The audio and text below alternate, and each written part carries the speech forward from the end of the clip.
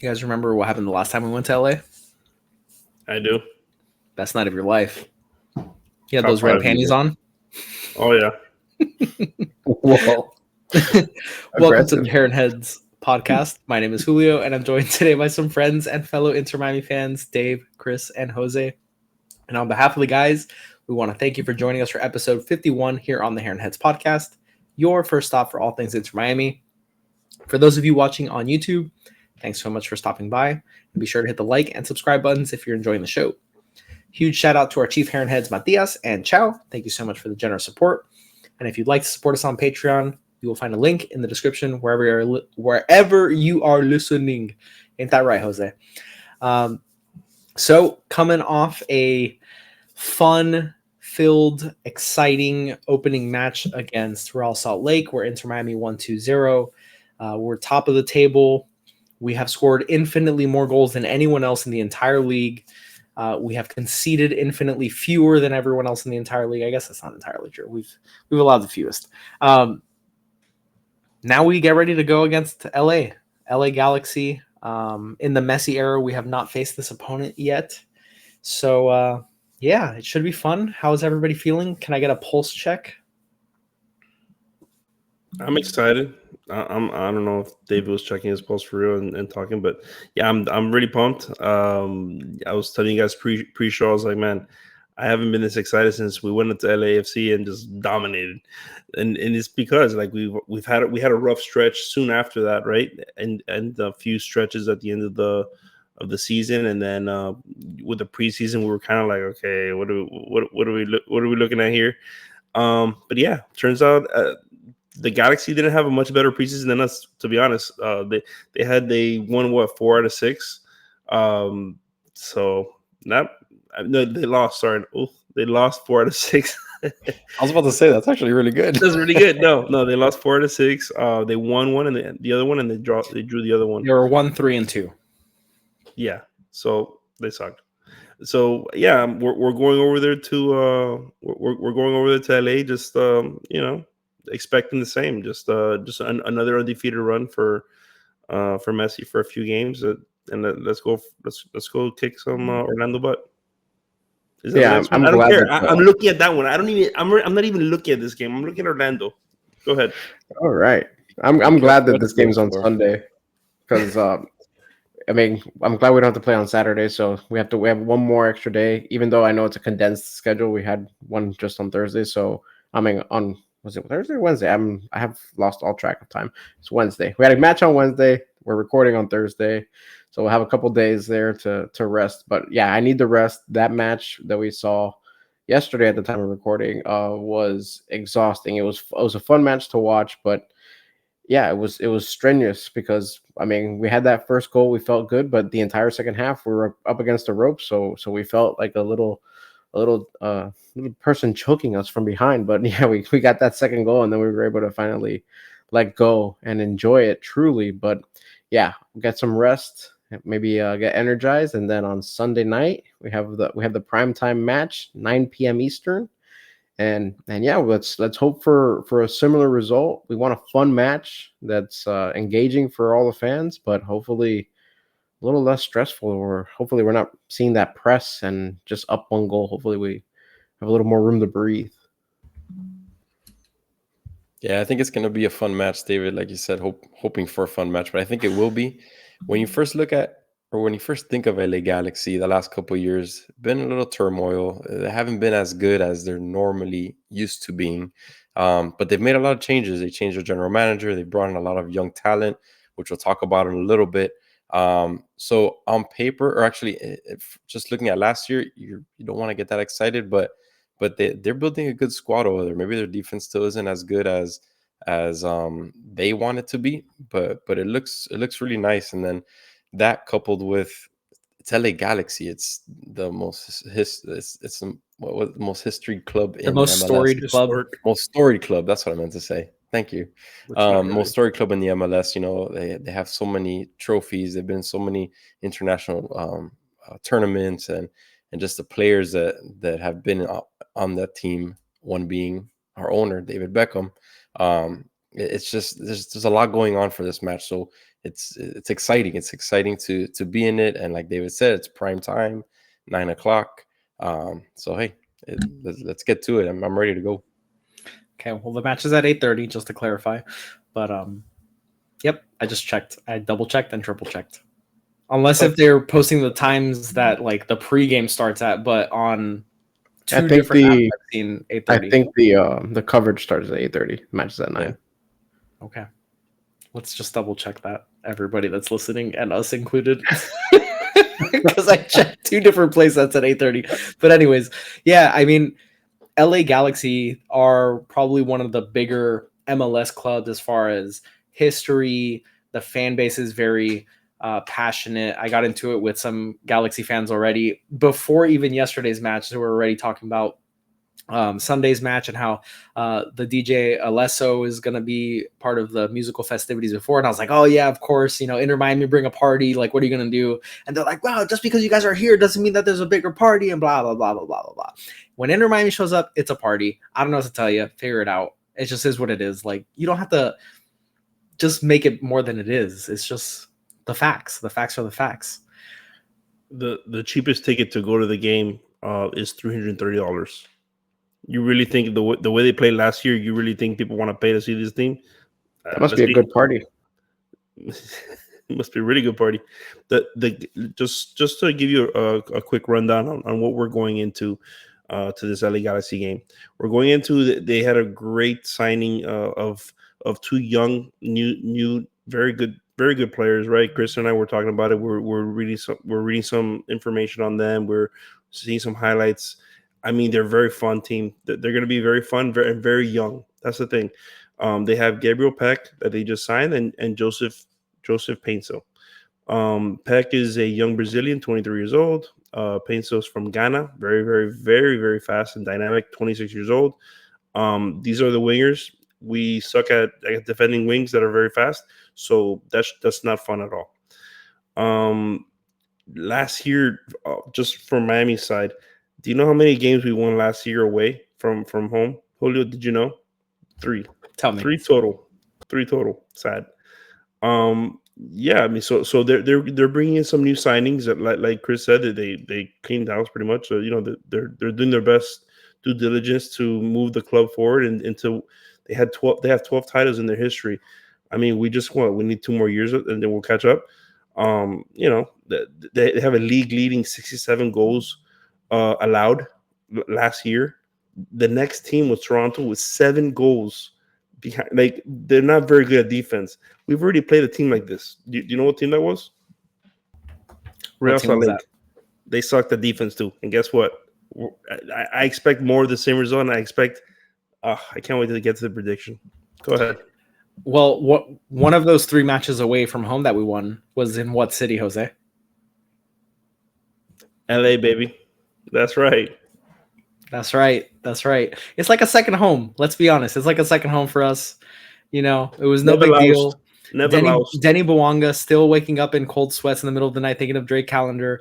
With Carlos Vela just like still screaming at him, why didn't you pass me the ball? That's right. It's still to this day. They're still talking about it. It's unbelievable. Selena Gomez is still in the stands just in shock at what Messi does. And that's just what it is. It is what it is. Like you said, LA Galaxy has brought in some new pieces. They are expected to be much more formidable this year. But so are Inter Miami. Inter Miami, like you said, poor away from home. A lot of the stats, a lot of the historical stats for this specific Inter Miami team don't apply because it wasn't until halfway through the season or more than halfway through the season that we added Messi. I mean, we added Alba, we added Busquets, we added Luis Suarez now. Not just those. We added Toto, we added Facundo, we added Gomez. Like, these are players that came also after that halfway mark. So it's a completely different team. 100%. Not just those veterans. 100%. And yeah, it's going to be a big match. It's a marquee match. Obviously, the MLS is going to push it as such, and that's reflected in the ticket price too. I mean, it's going to be a clash of West Coast versus East Coast. Like the whole narrative around it is just going to be just like it was for LAFC. Like LA Galaxy are expected to be one of the higher teams in the West, and Inter Miami, one of the better teams in the East. And everyone, and this is going to be every match, everyone wants to be the ones that make Inter Miami stumble, that beat Messi, that just like, oh yeah, like, I mean, it's like, not to be the guy that just always brings up other sports references, but it's when we had the big three, like everyone just wants to beat us. And it just is what it is. They hate us because they ain't us. 100%. Right? Absolutely. Absolutely. Anus? Speaking of the center of the galaxy.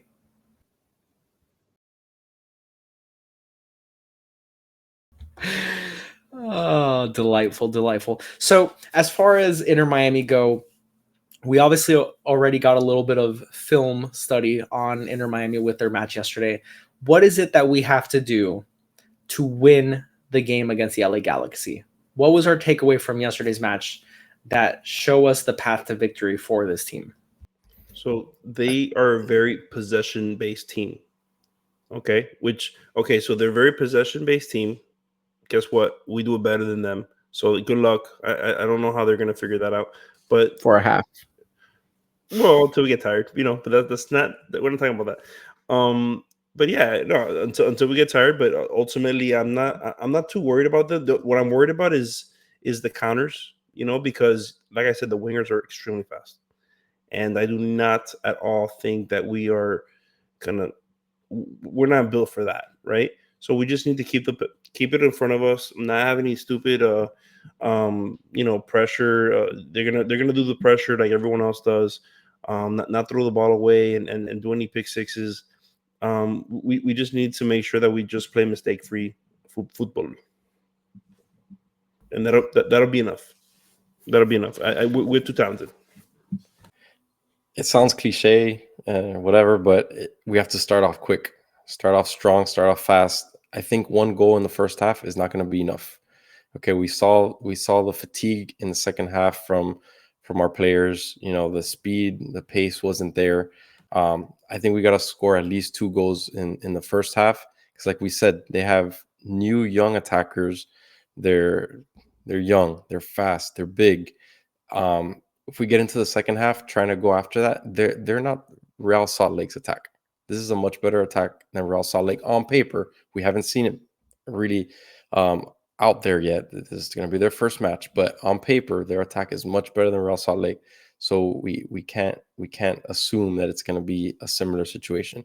We have to come out the gate strong, score at least 2 goals in the beginning, and I think Tata needs to look into subbing a little earlier. I know it paid off. The gamble of waiting a little bit paid off last time, because we got that influx of pace and that fatigue factor wasn't there towards the end of the game. But he needs to sub earlier. He just does. I wonder if LAFC, I'm sorry, not LAFC, the LA Galaxy, I wonder if they employ the same kind of tactic that we saw in the second half of just being all over us. I know it's hard to sustain that type of play, but you saw how much more effective it was. And it kind of really put the onus on our defense to make the right move. And that's our team's biggest weakness. And clearly they exploited that in the second half. We couldn't maintain the ball because we couldn't get the ball out of our defensive side of the field. So I wonder if they really start pressing hard on the defense to see if they can maybe steal a quick goal or two, because they showed that we were very prone to giving up the ball on our own side of the field. So that's what I'm most worried about. So I think the big key would be to make sure that we're playing cleaner in the back half. And with that, we'll see if Freire is going to be ready to play in this one. I know that Redondo is most likely not going to play, but I also read a report that he'd be ready to start for this match, which I think is crazy. If he does, he's a madman. But we have to be more clinical in the defensive side of the field, because these guys will make us pay. Because we saw last week where they had plenty of chances and they either sailed the ball out of the planet, or they just missed a wide open. Oh yeah, they sailed the ball into another galaxy, or they just missed a wide open shot. So we got to play better in the defensive side of the field. I think if we're making those same types of mistakes, which we saw in the preseason as well, these guys are going to find the back of the net. Can I tell you something? I dare them to press us early. because here's what I think. No. Here, let me explain myself, Jose, before you shake your head.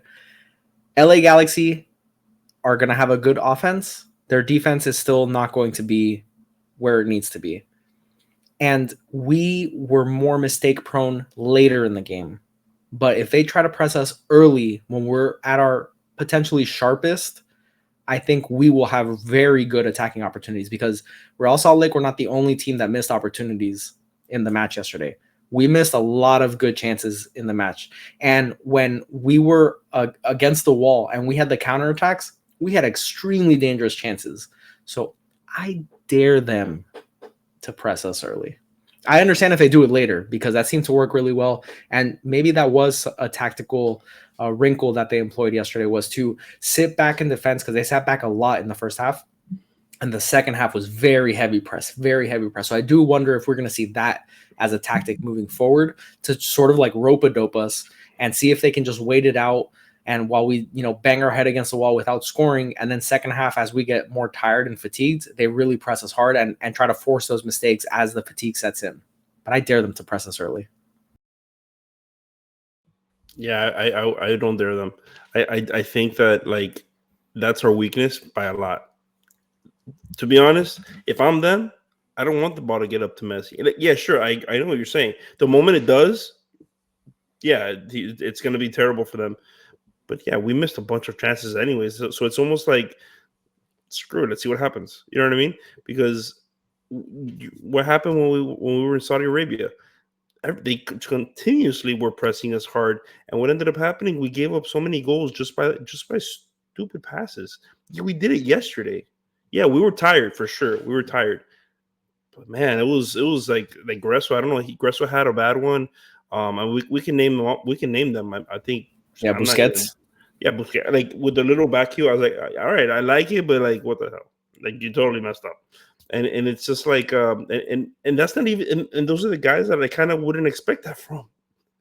So it's like, if that's, I mean, if it was Toto or like, okay, I get it, or Christoph, right, whatever, like, I get it. That's not their thing. But like, and they both did and they both had those turnovers as well, right? Yes, everybody in the back end had it.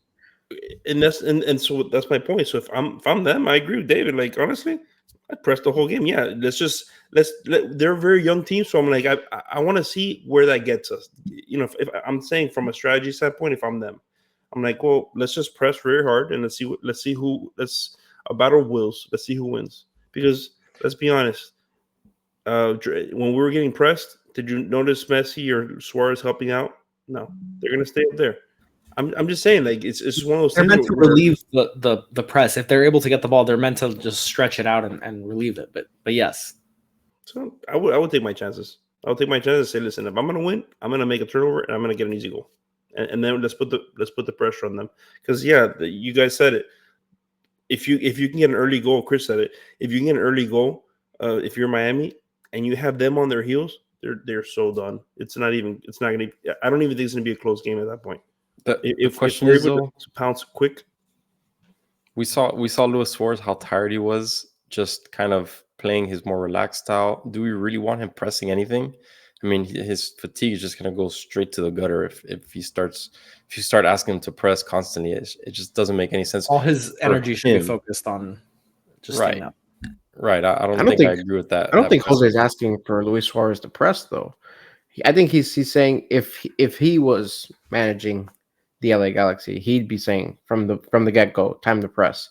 Because when you do that, then you kind of remove Luis Suarez and Messi from the game if the ball's just stuck in the defensive side of the field. So I don't think they don't have a Redondo. I misunderstood you.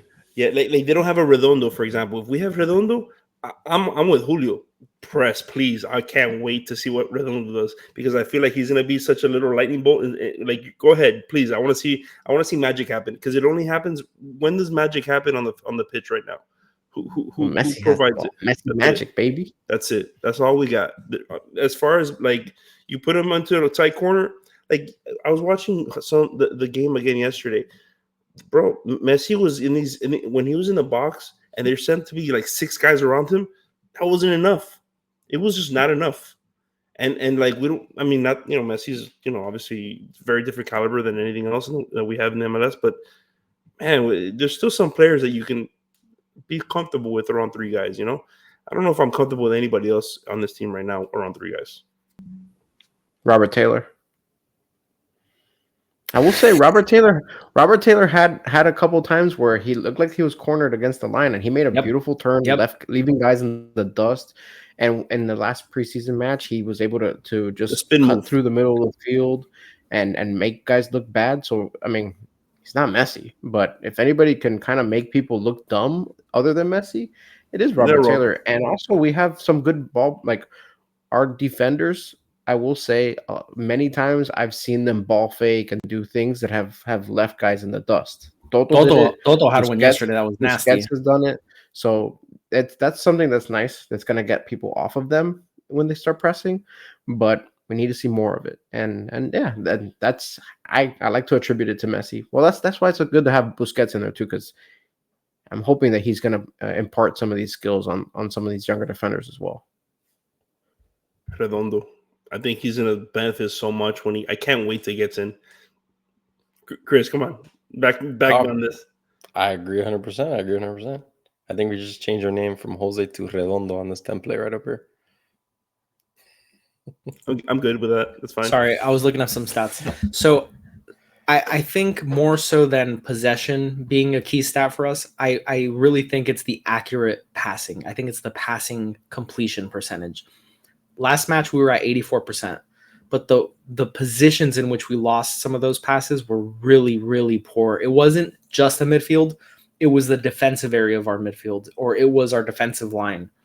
So if we're able to stay above 85%, and if we're able to make that 15% that we are inaccurate with further up the pitch, I think we're in a much better position to win. Obviously, the early goal would be tremendous because then LA Galaxy had to come out of whatever shell they're in and really open up, giving us the opportunity to also hit them on counters. But I think if the biggest key for us to win is to tighten up the passing, because we do have good ball handlers in defense. But if the passing isn't there after they make someone miss, it's all for naught. So they definitely need to tighten up the passing. It just seemed like a lot of it was like a concentration issue. Not like I don't want to just blame it on dead legs, because some of these passes were just like, what are they thinking? Like they're passing with their eyes closed. Poor vision, closed. Poor awareness. Yeah, I just don't understand some of the passes. Either passing it to just blatantly passing it into a defender, or just trying to do a very long pass with just no touch on the ball. Like I don't understand what was going on. I'm hoping that we can chalk it up to first game jitters, but we can't see that type of play going forward. I mean, most teams are going to make you pay for that.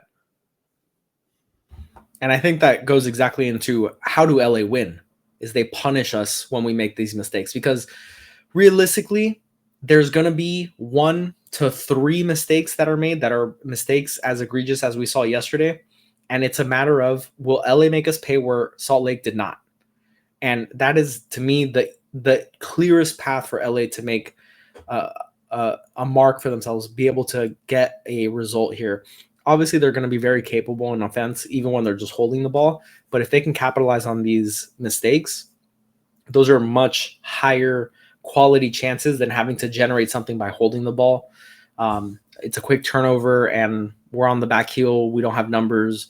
If they can punish us for it, we're going to be in big trouble. How else can they win? LA. Who do we need to watch out for? Okay, yeah, the young guys that we were talking about before, JP, that's their winger from Ghana. I think that's the guy that we gotta be careful with, because if he lines up, God forbid, by Yedlin, yeah, good luck. I mean, the guy has blazing speed. They're gonna look for counters. They're gonna look for high possession is what the main thing is, but if they do exactly what we're saying, and they do presses, they do have guys that are capable of making it. So it's not like we can. It's not like we can for sure like just pretend like, oh, there's gonna be a win. It's gonna be an easy game. They're a very capable team. Yeah, I think they have to, like we said a little while ago, I think they have to somehow beat us in possession their defense is not very good, guys. Both of their center backs are on the older side of the spectrum and athlete talk. they're in their mid 30s. I think one's 30, the one's 34. But they are on the older side for being pro athlete, you know. Not to say that we have some young guys on our team. With a lot of half of our team is on that side too, but I think we have to take advantage of that. I think if they hold possession, kind of control the ball a little bit, to minimize the exposure to their defense, I think that's going to be the key to their game, and just take the opportunities, like Jose said. The winger from Ghana that they got, he's going to look to get behind our defense. Our defense isn't the greatest. We've spoken a lot about it. They did have a clean sheet last match, but this is a different animal. This guy, they probably don't have, or they don't have any tape of him on an MLS team, but he did come from a Belgium league that is very competitive, and he was part of the top team over there, Gek or something like that. I think it was. He was part of that top team, so he's no slouch. He has a lot of experience. He's not as young as we're making him seem. He's 26 years old, so he's right in the prime of his career. This guy's this guy's a threat. So if he's not young, what are we? No, I'm not saying he's not a young guy, like a 20-year-old, a new guy that's, you know, he's 26. He's right in the prime of his career. It's not like he's inexperienced or anything. He has plenty of experience, you know. So yeah, I think they keep their defense steady, get possession, and then kick it out to their wingers. That's going to be the biggest threat to our team. Yeah, I'm looking at Ricky Puig. I think he's a player with European experience. Maybe he gets starstruck with Messi being, you know, one of his Barca club legends.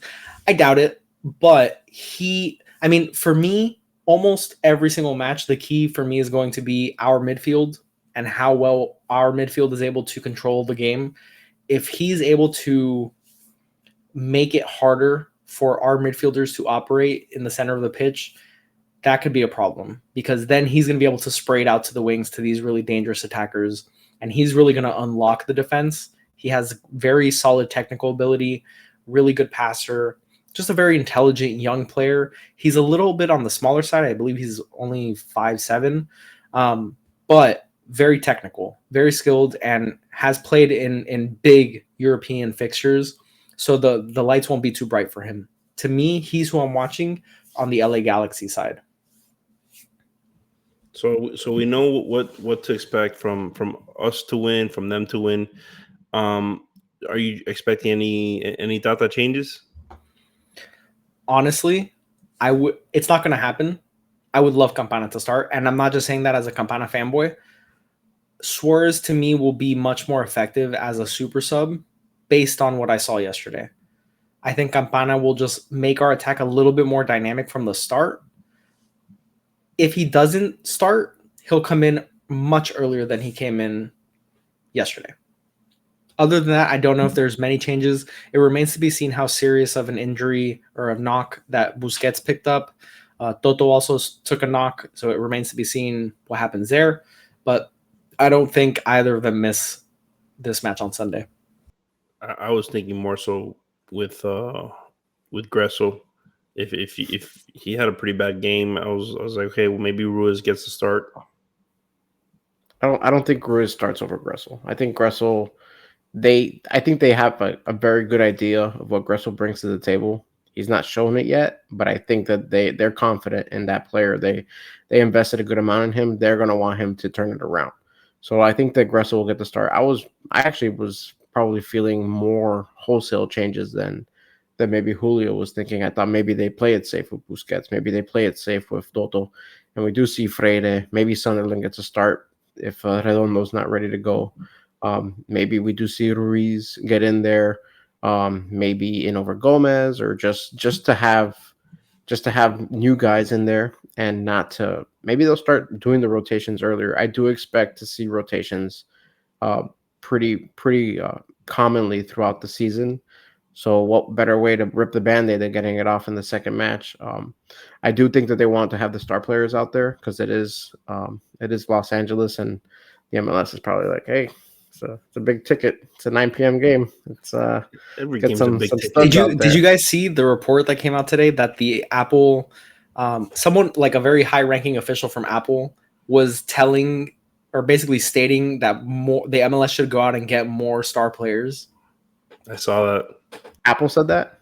Yes. Very interesting. Better change the rules first. Behind the curtain. It's part of it, right, Chris? Like you got to be able to change the rules. If the big dog Apple is saying it, which MLS right now is kind of clinging on to Apple right now.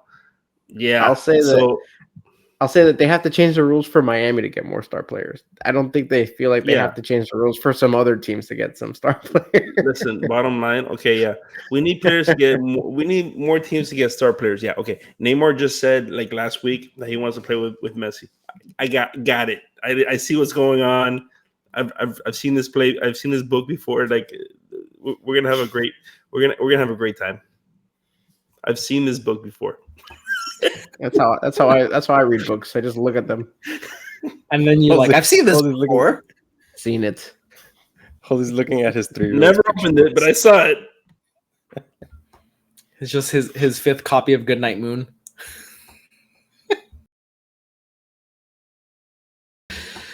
So, is Davestradamus in the building tonight? Because I think we do need to make some score predictions here. There he is. Are you live from the Icon of the Seas? I can't unmute myself. Davestradamus is here. All right, so I have Inter Miami coming away with a win, 3-1.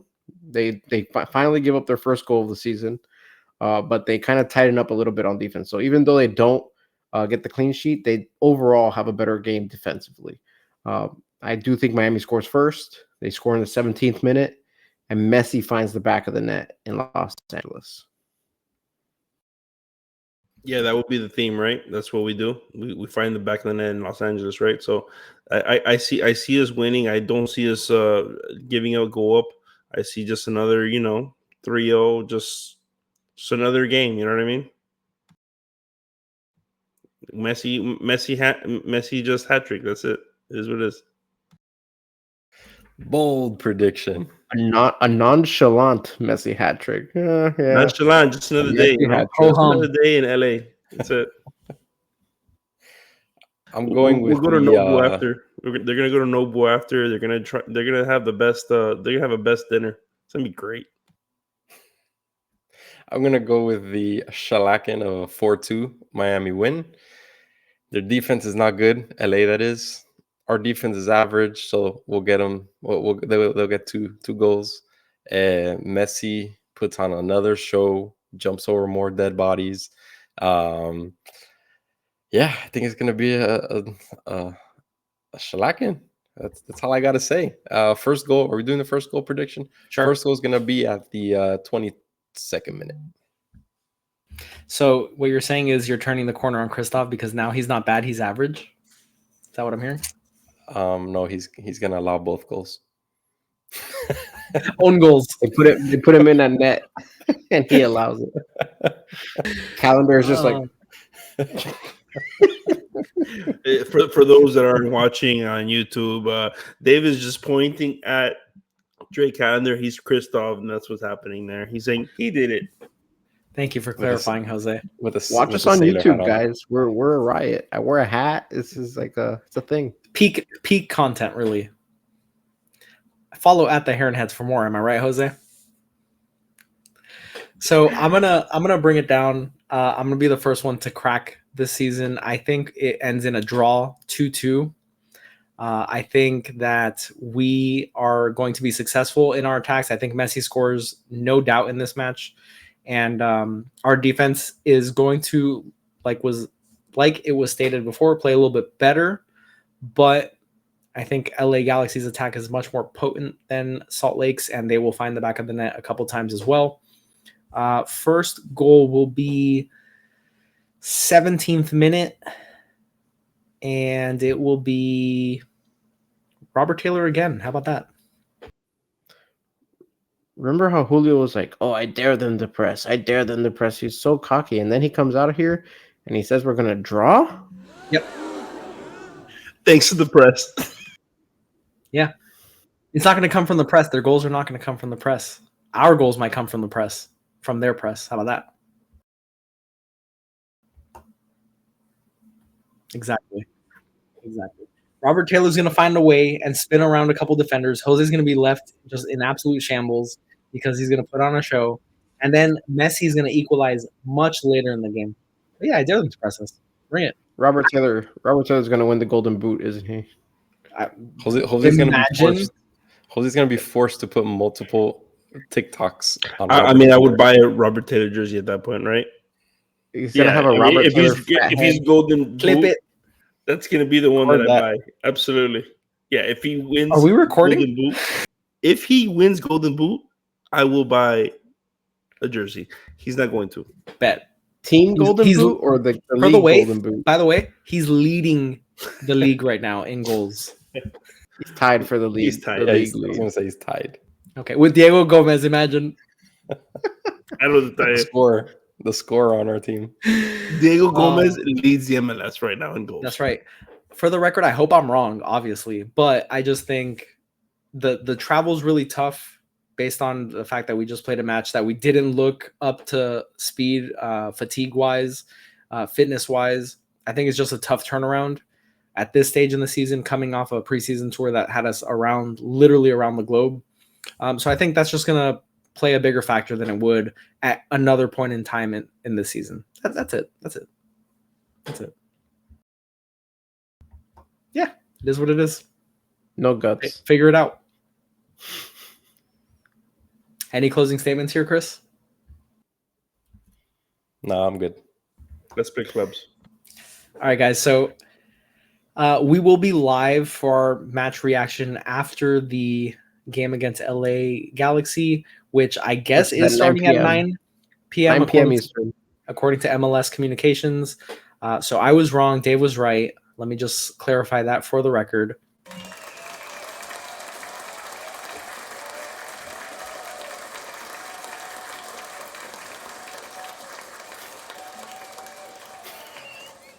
It was a very, very long applause there. All right. So thank you guys for stopping by and watching the Heron Heads podcast, your first stop for all things Inter Miami, and we'll catch you on the next one. Have a good one.